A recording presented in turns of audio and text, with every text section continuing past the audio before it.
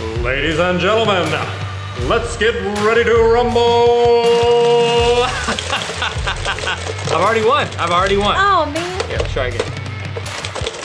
Oh, you're too good at this. I think mine has a weak arm. Watch this. Oh, you got me though. You got me. You did. I got you one time. So Rock'em Sock'em Robots can be fun. I mean, our kids love it. But Yes. what's not fun is when your marriage looks like that. And hopefully we're not talking about fighting in a physical sense. If you're in an abusive or physical situation in marriage, you need to get help. This is a whole separate issue. Absolutely. We're talking about conflict and a war of the words, so to speak. When there's a coldness in the home or when there's a conflict and a friction in the home, and it leads to what we call the F5 marriage tornado. 5 factors that all happen to start with the letter F, and one leads to another in a rotation, and every time around the rotation, that storm gets a little more ferocious. It does, and it all starts with frustration. And you know, frustration is something that every single marriage couple is going to experience.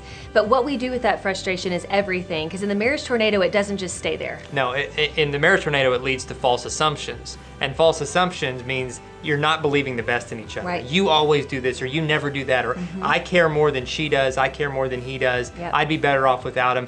And those false assumptions inevitably lead to fighting. That's right, and then once you're in that fighting, the more you go around this marriage tornado, the worse the fights get, and you start to get just this friction in the home all the time. And you'll hear couples say things like, well, all we do is fight. It seems like every time we talk, we're just fighting. And that fighting inevitably leads to fatigue.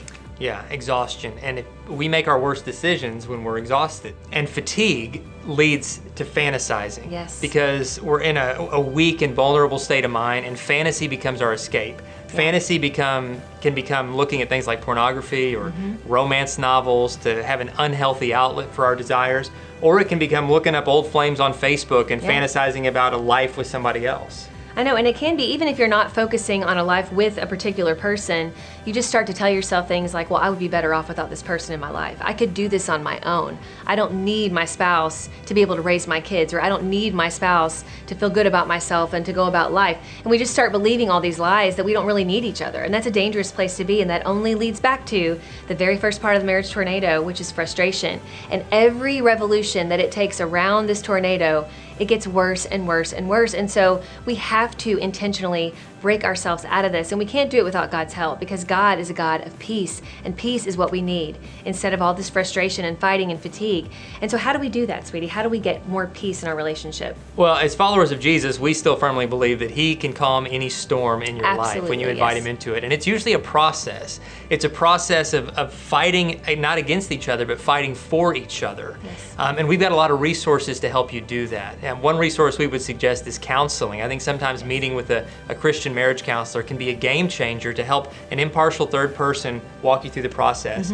But even resources you can tap into right now include our Naked Marriage podcast and the vast resources available at marriagetoday.com. Yes.